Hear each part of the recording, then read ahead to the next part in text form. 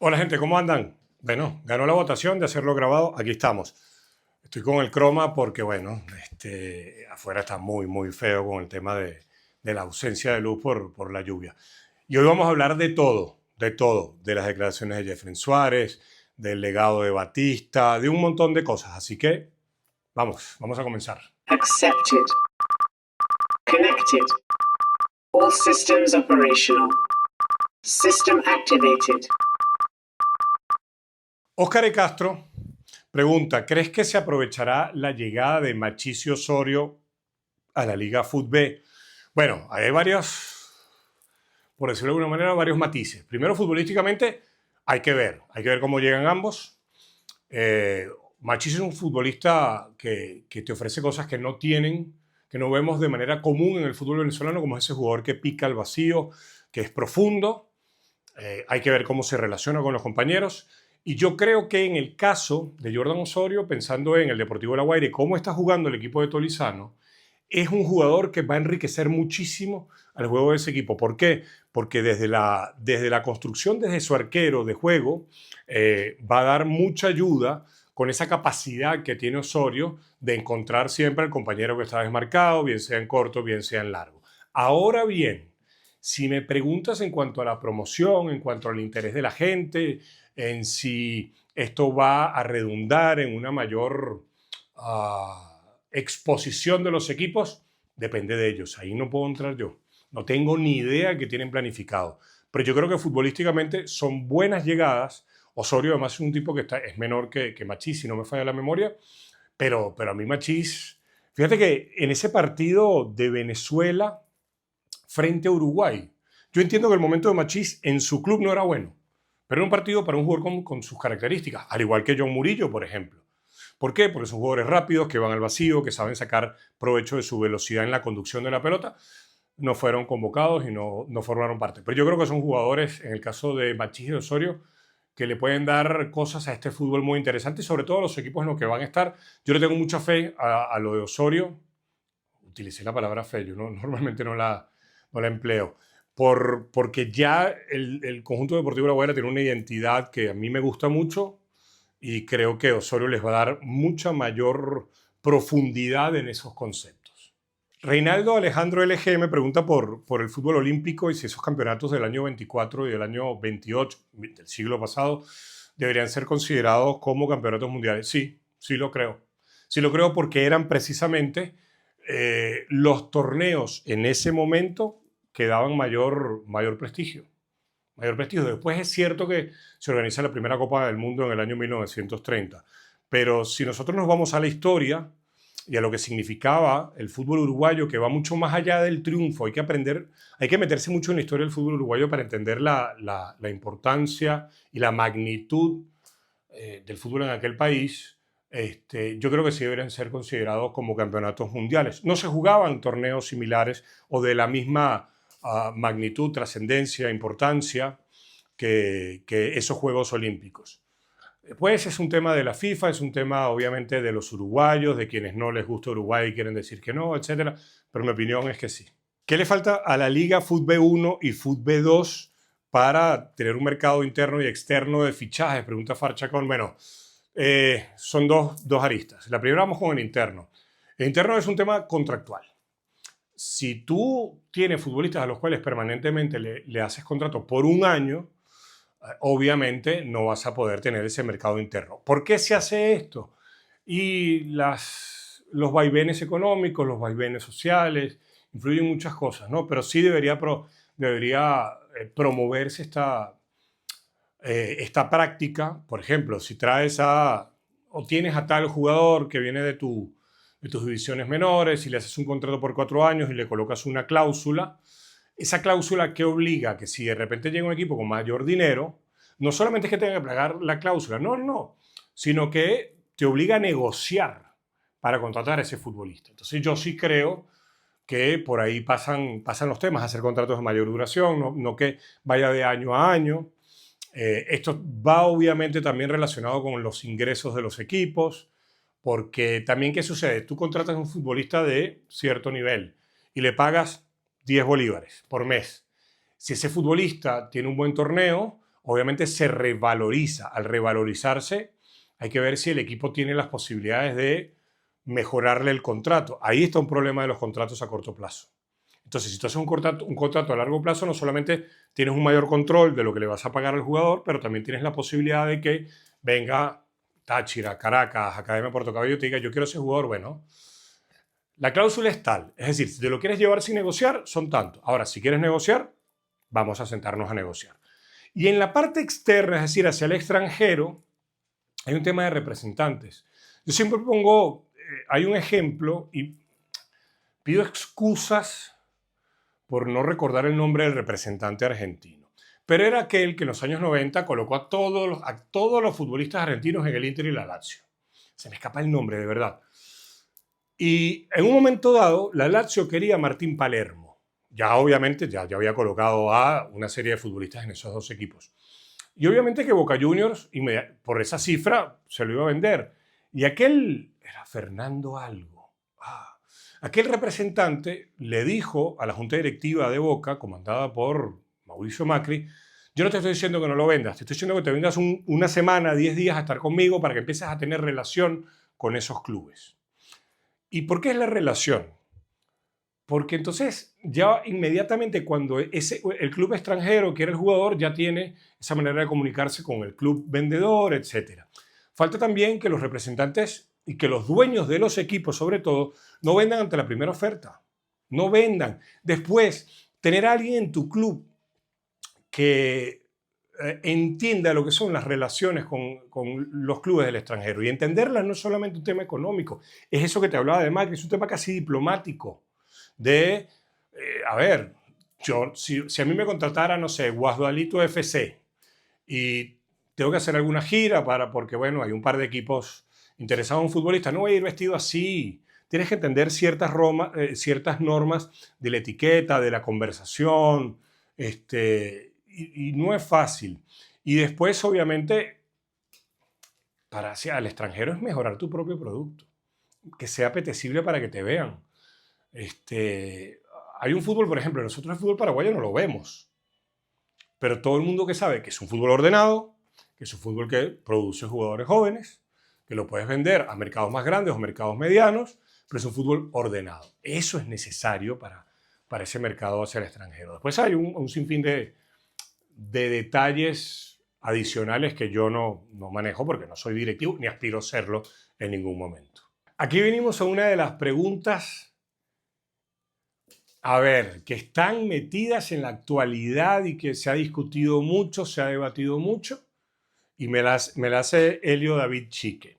Me pregunta si la convocatoria de Jeffrey Suárez a la selección por parte de Noel San Vicente pudo haber afectado de manera negativa. Mira, también varias aristas. Lo primero, yo no conozco ni conocí cómo era la relación, digamos, de los que eran convocados habituales con Jeffrey Suárez. Y esto es muy sencillo. Esto no es que yo me quiera escapar. Yo era jefe de prensa. Yo me manejaba, me movía en determinados, digamos, lugares, pero no en la convivencia de los futbolistas. Por ende, no tengo la más mínima idea de cómo era la relación entre ellos. Segundo, Jeffrey Suárez jugó un solo partido de eliminatorias que fue contra Paraguay, el debut, que perdimos 0-1. Para mí, Jeffrey jugó un buen partido. Para mí, Para mí. Fue incisivo, tuvo el arco rival entre ceja y ceja. Después iba contra Brasil, no sé si iba a jugar de titular, pero se lesionó y no llegó. Tercero, y aquí me voy a meter en algo de lo que no pregunta Helio, pero sí me voy a meter. ¿Cómo me voy a meter? Porque yo me debo a lo que ustedes pregunten, salvo en las cosas que no puedo responder, que están relacionadas a la intimidad de esa selección, porque yo era un empleado de Noel San Vicente y siempre voy a manifestar lo siguiente. El jefe era Noel. Por ende, las verdades son de Noel y de los jugadores, no mías. Yo puedo conocer cosas y no voy a romper off. No lo voy a romper ni siquiera off de aquella convivencia. Sí te voy a decir que después de ese partido, que perdimos 0-1. Los mismos que hoy veo tirando porquería, tiraron porquería contra Osvaldo Vizcarrondo ese día. Tirando porquería contra Osvaldo y también contra alguno que otro jugador, como por ejemplo Alain Baroja. Yo creo que todo se ha manejado de una manera extremadamente chauvinista. No voy a entrar a cuestionar los argumentos que he visto, no es mi estilo. Yo tuve una buena relación con Jeffrén, sí la tuve, cordial. Eso no quiere decir que fuéramos amigos, pero sí tuvimos una relación cordial. No sé qué pasó en la convivencia. De hecho, nunca lo hablé con Noel. Nunca. Y si te voy a contar, sin romper la intimidad. Ustedes recordarán que se hizo una gira por Europa en enero del año siguiente. Eso fue el año 2015, por ende la gira fue en 2016. En esa gira Noel se reunió con algunos de sus futbolistas. Digo sus futbolistas porque eran de la selección y Noel era el seleccionador nacional. Cuando se reunían, yo no formaba parte de esa reunión. Pero es que además no hubo ni que hablarlo entre Noel y yo. Los dos estábamos claros, eso era un tema de entrenador-jugadores. Yo no pintaba nada ahí. No pintaba. Entonces, si hubo alguna conversación referente a ello, no lo sé. Noel no me lo comentó. Noel no me lo comentó. A muchos les puede gustar o a muchos no les puede gustar Noel en San Vicente entrenador. Lo que sí les voy a decir es que es un tipo de códigos. Un tipo de códigos. Y por otro lado, y con esto termino el tema Jeffrén, porque no, insisto, hay cosas que yo no puedo contar y me las llevaré a mi tumba, porque yo no era protagonista, yo era acompañante. Jeffrén llegó a la selección sin ningún tipo de exigencia como si hicieron otros. Lo dejo ahí. Juan Manuel MB-10. Tengo aquí la tableta, ¿no? Ustedes no vayan a pensar que yo me aprendo las cosas. Pregunta, ¿cómo es atacar y defender espacios? ¿Podrías explicar eso que dijo Pérez Greco? A ver, les recuerdo que hicimos una conversación con Edgar Pérez Greco y obviamente la publicamos aquí en el canal. Y me encanta esta pregunta. Me encanta, Juan, porque yo trato de ser muy didáctico y me encanta la parte conceptual del fútbol. Vamos a partir de lo básico. El fútbol se juega en una cancha. La cancha tiene unas dimensiones que no se modifican. Y que la única modificación que sufren es a través de la regla del fuera de juego, porque si te das cuenta, la regla del fuera de juego hace que los equipos tengan que observar mucho hacia dónde van a ir hacia adelante, pero hacia los costados no te afecta. Entonces, la regla del fuera de juego modifica los espacios de esa manera. Pero básicamente la cancha tiene unas dimensiones claras. Cuando juegan Caracas, Táchira en el Olímpico, la cancha tiene unas dimensiones y esas solamente cambian circunstancialmente, temporalmente, si un equipo juega bien al fuera de juego. Después, porterías. Elementos fijos. Las porterías no se mueven, ¿verdad? Lo mismo que la cancha, como explicábamos. ¿Cuál es el elemento que se mueve? La pelota. Entonces, la pelota se mueve y se mueven los integrantes de ambos equipos. Al no ser fijos los jugadores, por eso a mí no me gusta hablar de posiciones en el campo de los jugadores, sino de roles. Al no ser fijos los jugadores, van apareciendo espacios. Espacios, diría el gran maestro Xavier Escargorta, espacios útiles o espacios que no son útiles. ¿Por qué son útiles o no son útiles? Porque se ajustan o no se ajustan a lo que tú como equipo pretendes hacer, que es ocuparlos o no ocuparlos en las zonas del campo en las que tú eres fuerte como equipo. Entonces, te doy un ejemplo muy básico.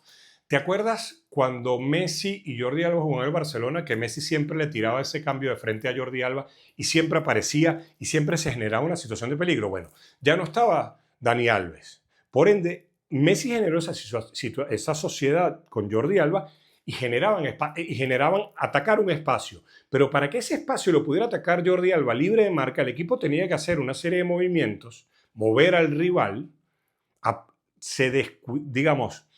se despoblaba esa zona y ahí Jordi Alba no solamente recibía el pase de Messi, sino podía atacar ese espacio. El fútbol, como tú y todos nosotros hemos escuchado, es tiempo y espacio. Tiempo es cuando hacemos las cosas y el espacio es hacia dónde queremos ir que nos genere ventaja. Entonces, cuando yo tengo la pelota como equipo, lo que estoy tratando es de encontrar de manera más rápida, más lenta, con más o con menos pases, depende de cada equipo, de cada identidad de los futbolistas, divisar un espacio liberado, libre o que deje a mi jugador en una situación de superioridad. No tiene por qué ser solamente la superioridad numérica como muchos nos venden. Puede ser una situación de superioridad posicional. Por ejemplo, que mi jugador recibe y por más que hay dos marcadores, vamos a poner de forma diagonal, mi jugador cuando está recibiendo tiene el campo de frente y tiene tiempo y espacio para progresar, bien sea por un pase o por conducción. Cuando tú defiendes, ¿cuál es el principio? Reducirle los espacios a ese oponente, porque al reducir los espacios no puede avanzar, no se puede acercar a aquello que tú buscas proteger, que es tu portería. Para muchos, tu área. Insisto, hay maneras infinitas de hacerlo, pero hay concepciones muy básicas. Tú defiendes tu área o defiendes tu portería. Ninguna es mejor que otra. Todo depende, insisto, de tu filosofía y también de los jugadores con los que cuentas. Hay una entrevista muy larga que le hicieron a José Mourinho en estos días. Está en portugués, pero seguramente en YouTube vas a encontrar los subtítulos en castellano. Está muy buena. Está muy buena porque habla de cómo muchos quisieron copiar al Barcelona de Guardiola y no tenían esos jugadores. Por eso siempre hablo de futbolistas. Entonces, atacar los espacios es la generación a partir de tu movimiento de la pelota y de tus futbolistas, mueves al rival. Y ahí van a aparecer espacios. Estará en el equipo definir si esos son los espacios que le convienen. Y reducirlos o defenderlos es precisamente eso. Ocupar zonas para que tu rival no pueda seguir avanzando y no te genere peligro. Por ejemplo, puedes hacer señuelos, por ejemplo, te defiendes en una zona para que el rival vaya a atacar por la otra, que es donde tú te sientes más fuerte. Recuerda que las fortalezas no están emparentadas exclusivamente con la cantidad de jugadores, sino con las capacidades de tus futbolistas en determinada zona. Si tú ves a la Vinotinto, y ya para no hacértelo tan largo, para no fastidiarte, si tú ves a la Vinotinto no sabe defender los espacios de una manera correcta y por eso le generan muchas situaciones de gol. Y a pesar de que una de las grandes figuras es Rafa Romo, a la Vinotinto le llegan mucho. Porque la Vinotinto, por las razones que sea, trata de defender el arco. No defiende el área. Cuando tú defiendes el área es que no te lleguen al área, que no se te acerquen. Cuando defiendes el arco es que no se te acerquen al arco. Y fíjate que estamos hablando de ¿qué? 10 metros, 12 metros, 15 metros de diferencia de terreno. Y la Vinotinto, al tú ceder tanto terreno, no estás ni evitando los espacios, ni defendiendo los espacios, ni por otro lado, evitando el avance del rival. Más o menos es eso. Si quieres seguir sabiendo, si quieres saber, que te siga, que me explaye un poco más en esto, envía tu pregunta la próxima semana y seguimos dándole. Para mí es un gusto poder hablar de esto. Miguel Alvarado, saluda desde Australia, wow. Es uno de los lugares que yo quiero conocer. Y me traje la tableta porque es una larga consideración. Dice, considerando lo que han sido estas eliminatorias al mando del Bocha Batista, los resultados más importantes se han cosechado a través de la motivación por un evento específico, más desde lo emocional que por generación de juego y trabajo táctico. En mi opinión, esto a largo plazo no alcanza para lograr objetivos importantes y establecer una idea de juego en un equipo. ¿Cuál es tu opinión? Miguel, es extraordinaria tu reflexión. ¿Por qué? Porque hasta esta eliminatoria no daba resultados. No daba resultados. Y por eso Venezuela en algún momento dado se quedaba cerca de la meta. Y no llegaba. Y esto también forma parte de este formato de eliminatorias que se mantiene en esta edición, pero ya sabemos que para esta clasificación mundial aumentaron la cantidad de cupos. Pero ¿qué pasa cuando las eliminatorias eran 2 grupos de 5? Se jugaban durante un tiempo, creo que era un mes y medio, podías entrenar. Cuando cambiaste este formato para ganarte un dinero más, los seleccionadores tienen muy poco tiempo de entrenar y por ende son pocos los grandes seleccionadores sudamericanos en el último tiempo. Son muy pocos, que han logrado procesos que han construido identidades futbolísticas. Lo hizo Bielsa con Chile, Sampaoli lo sostuvo en el tiempo que estuvo en la eliminatoria. Lo lamento, el Brasil de Tite no lo tenía. Esta selección argentina de Scaloni utilizó la eliminatoria como parte de esa construcción de la identidad. Lo hizo muy bien. Lo lamento, la Colombia de Pekerman era más de lo mismo, al igual que el resto de las selecciones que estén bien físicamente, tratar de tirar un pelotazo largo para transiciones rápidas, si lo quieren de esa manera, para aprovechar, pero ideas de juego construidas desde lo colectivo no se ven en Sudamérica por muchas de estas cosas que acabo de explicar. Ahora bien, el caso de Batista y la Vinotinto. Te acabo de decir cuál es el contexto de las eliminatorias sudamericanas con este todos contra todos. Llegan los jugadores entre sábado, domingo y lunes, juegas el jueves. ¿Cuántos entrenamientos haces? Desde mi experiencia, 3, 4.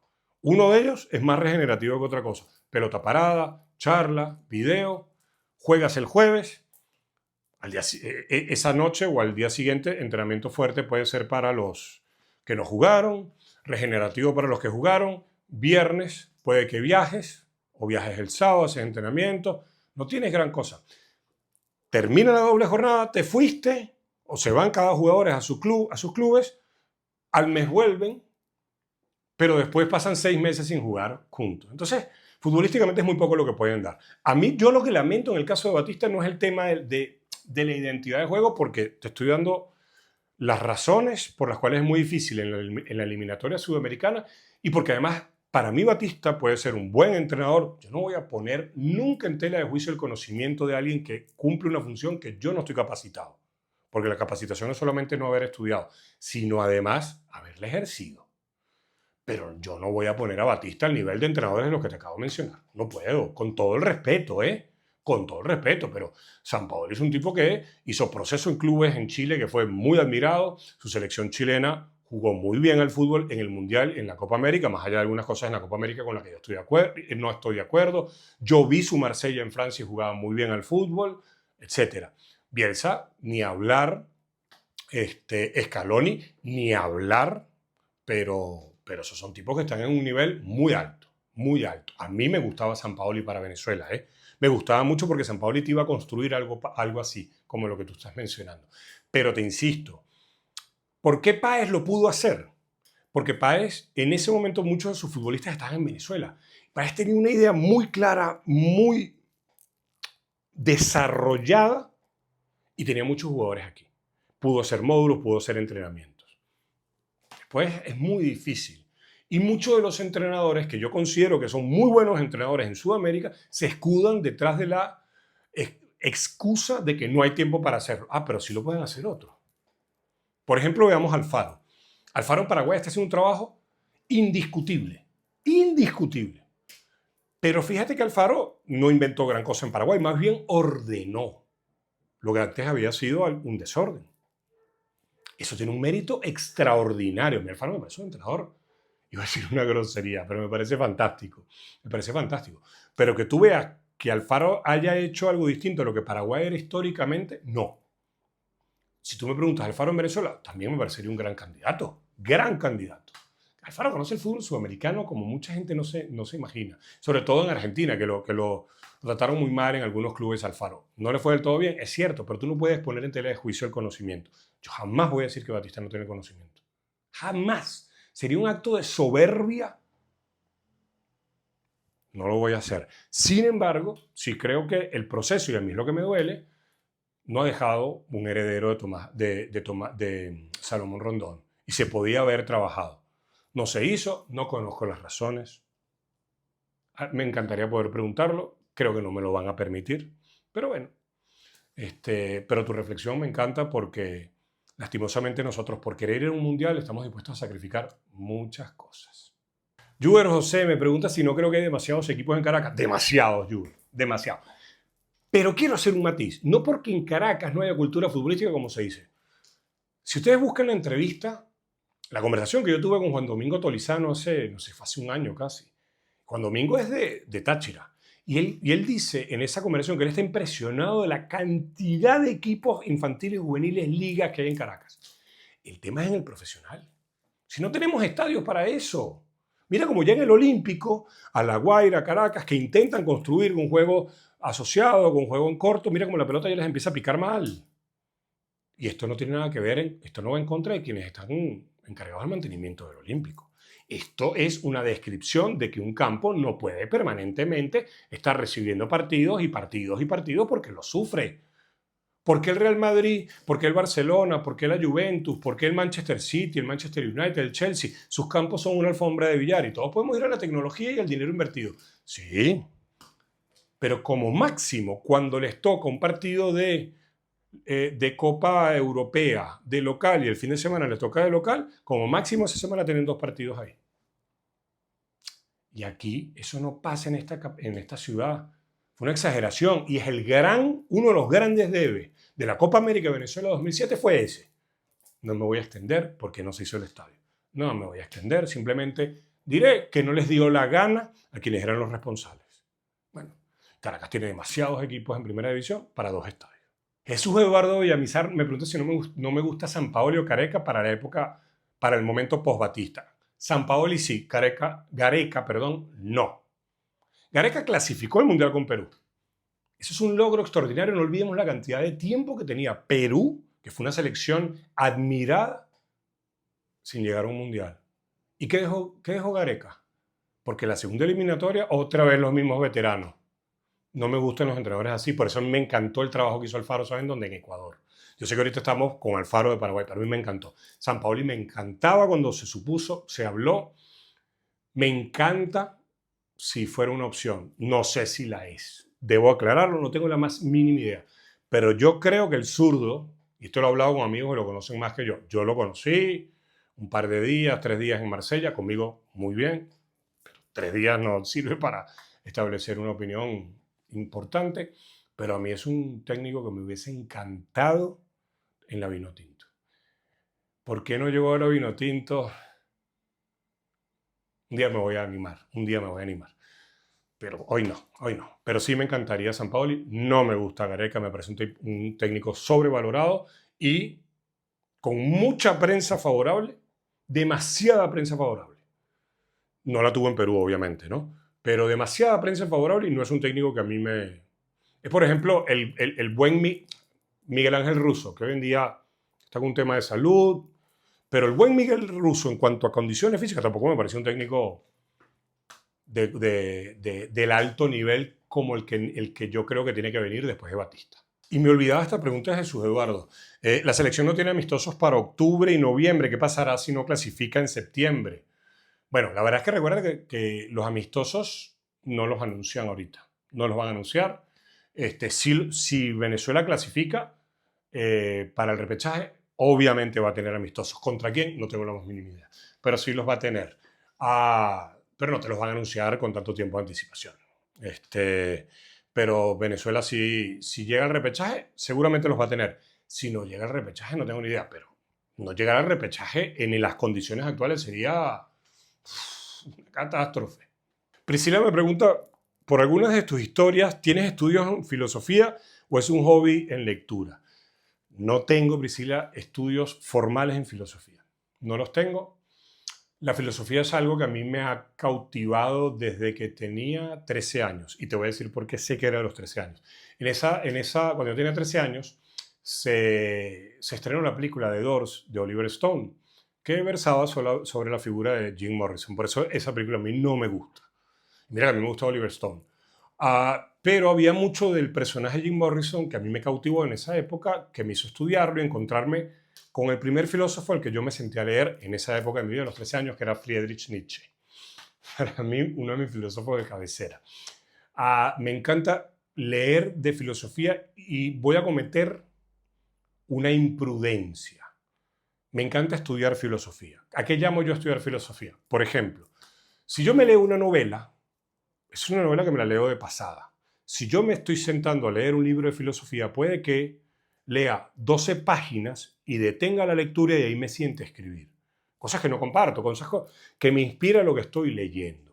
Y entonces, de ahí, cuando leo las siguientes 10 páginas, de repente tengo que cuestionar lo que escribí. O sea, a mí leer filosofía me lleva tiempo. Yo no me puedo leer un libro de filosofía en 3 días. Quizás sí los de Byung-Chul Han, porque los de Byung-Chul Han son más cortos. Pero, por ejemplo, Heidegger, Schopenhauer, me llevan mucho tiempo y me encanta. Y me encanta entrar en YouTube a canales de filósofos. Me fascina. Porque yo creo que la filosofía es lo que nos lleva a tratar de acercarnos a cierta comprensión de lo que significa nuestra existencia. Y desde la filosofía he encontrado mucho para medianamente comprender algo de lo que pasa en el fútbol.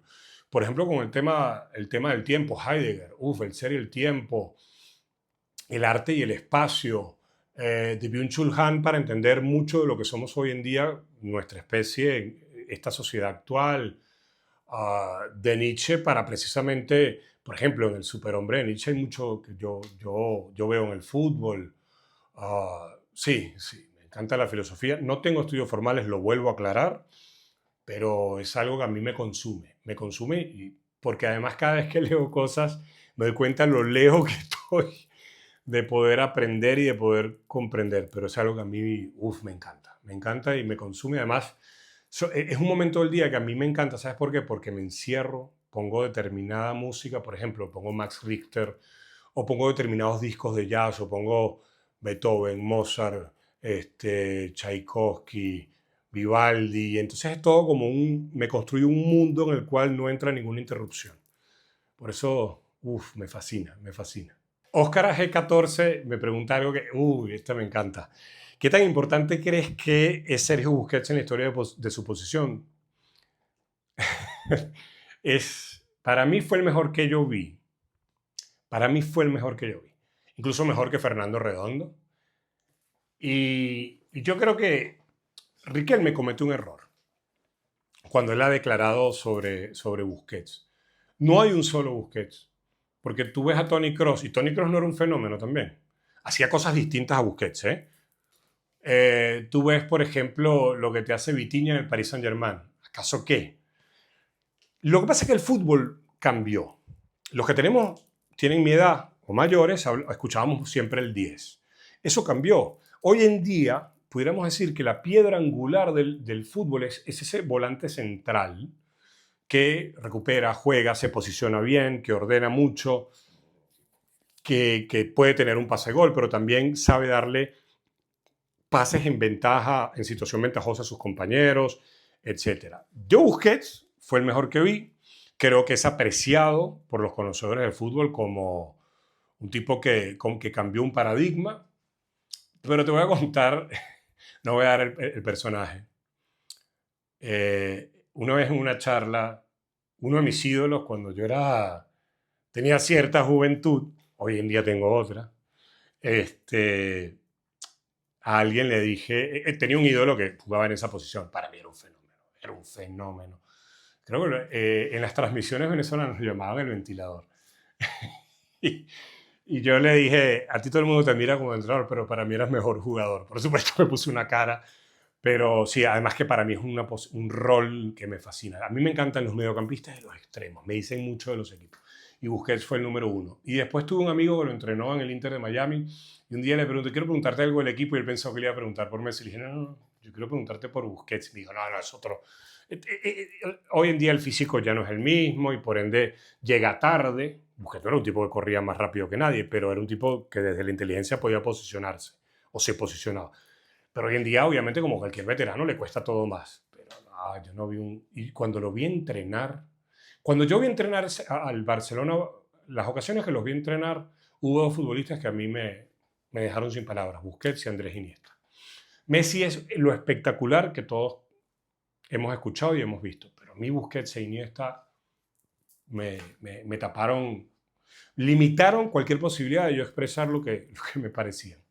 Yadi SZT, y esto te lo agradezco, Yadi, porque son sugerencias y yo las necesito. No se interrumpan a 3 toques porque no se les entiende el final de la oración. Y Porfa, mejorar la señal y la calidad de video de Josías en los posjornadas del Fútbol de Éxito. Sí, tienes toda la razón, Yadi, y lo vamos a hacer. Lo inmediato va a ser que no nos interrumpamos en A Tres Toques cuando grabamos los tres. Y lo del tema de Josías es un tema de iluminación que lo estamos solucionando. Pero te lo agradezco muchísimo y te cuento, viene otra cuestión más en el canal, no va a ser de A Tres Toques, pero también de Fútbol, y creo que lo vamos a tirar los jueves. Vamos a hacer un live. ¿Sabes qué? Lo voy a contar. Fútbol táctico. No estoy yo solo, no se preocupen, no me tienen que aguantar a mí solo, pero viene por ahí. Así que te agradezco muchísimo la sugerencia. Yo estas sugerencias no sabes lo que las valoro. Así que vamos a hacer lo pertinente para que mejore el producto. Miguel Ángel García Olivo dice que opina que todas las selecciones deportivas venezolanas deberían estar vestidas de vino tinto. Sí, a mí me gustaría. ¿Sabes por qué? Porque yo creo que le daría algo de uniformidad. Y yo que no creo que las selecciones nacionales representen a la patria, pero si son las selecciones del país, pero del país porque llevan el nombre del país, sí me encantaría. Y me encantaría, yo creo que sería un reconocimiento, ¿no? Porque fíjate que, y esto lo vengo mencionando yo desde hace muchos años, por conversaciones con Richard Páez, después alguno, no voy a entrar, no voy a caer en la trampa, pero que la selección Vinotinto gane o pierde termina siendo ese hecho social que nos convoca a todos.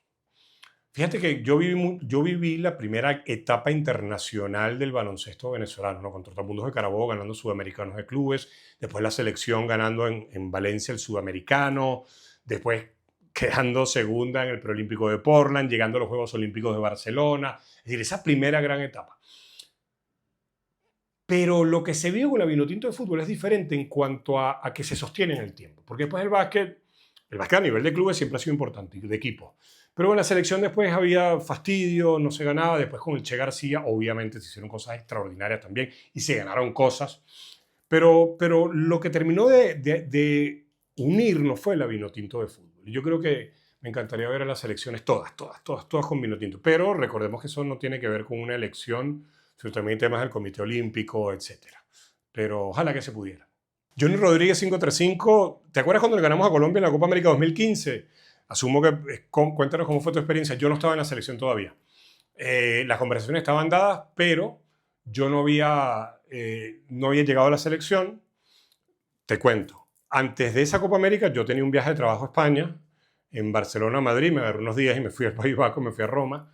Y estando en Madrid, Noel me llama y me pregunta si ya había pasado el FIFA Gate. No había pasado. No había pasado el FIFA Gate. Dice Madrid primero que Barcelona. Y Noel me llama y me dice, mira, todo está listo, te puedes venir de una vez. Yo estaba haciendo una preparación para la Copa América en Chile. Y yo no podía, porque eso significaba que dejara un trabajo que ya yo me había comprometido y que además me gastaron dinero que no tenía en cambiar boletos. Pero sí después, cuando termine ese trabajo mío, yo hago esa Copa América con esa dupla que se armó de Telearagua y Meridiano Televisión. A mí no me tocó hacer el partido, pero claro que lo recuerdo. Claro que lo recuerdo. Claro que lo vi en las instalaciones de Meridiano y recuerdo los 4 gritos que pegué de la emoción. Pero yo no estaba en la selección en ese momento. Yo entré justo después de la Copa América, que esa fue la de Chile 2015. Elia Cardos me pregunta, claro que recuerdo eso, ¿qué opino de aquella famosa patada de Cantona en una grada a un espectador? ¿Tuvo valor moral? Pasa que la moral es un concepto muy particular, Eli, ¿no?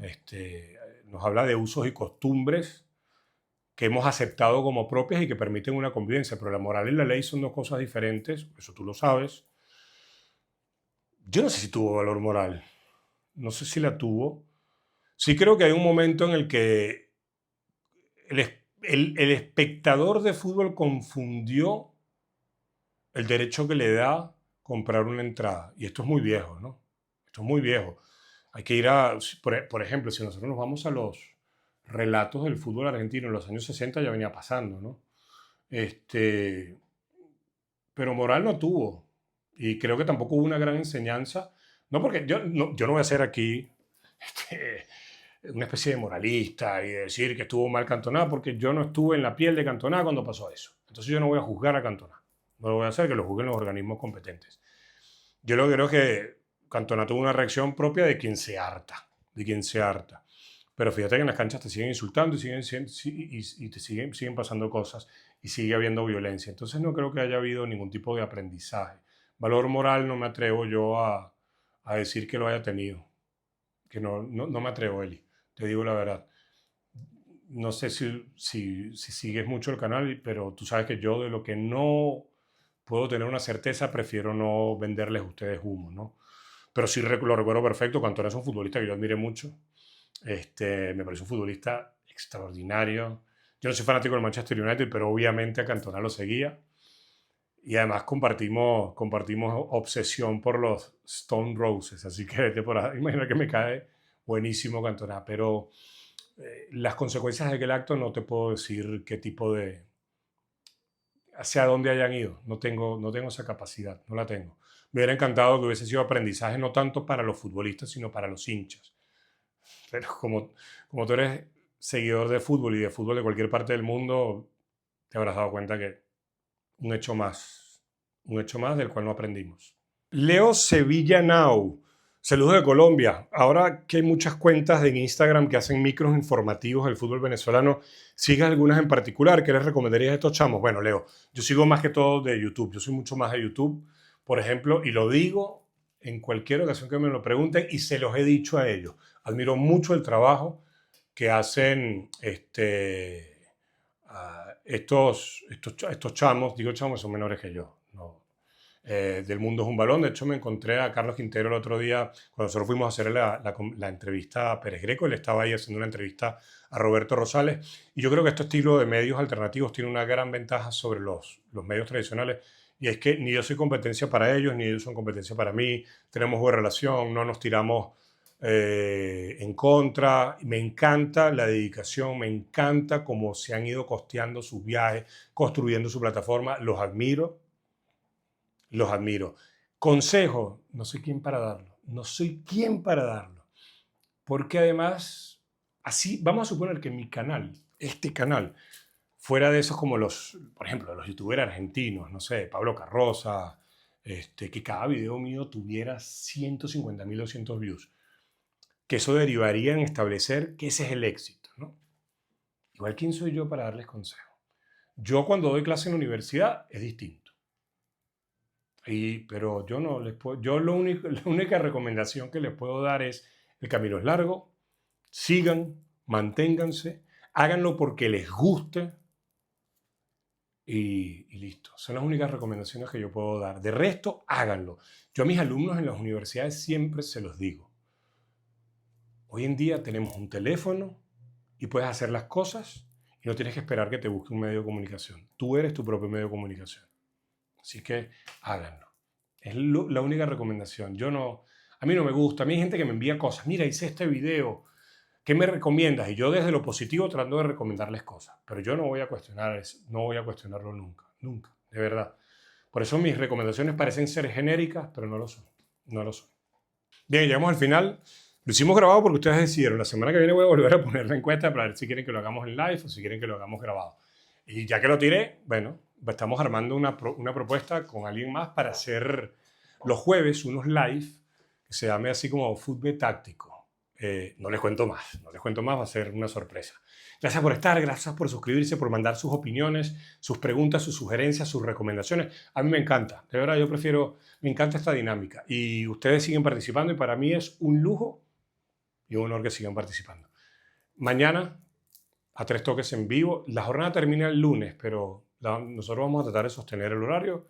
Domingo 9 de la noche. Y bueno, seguiremos haciendo contenido. Mil gracias. Accepted.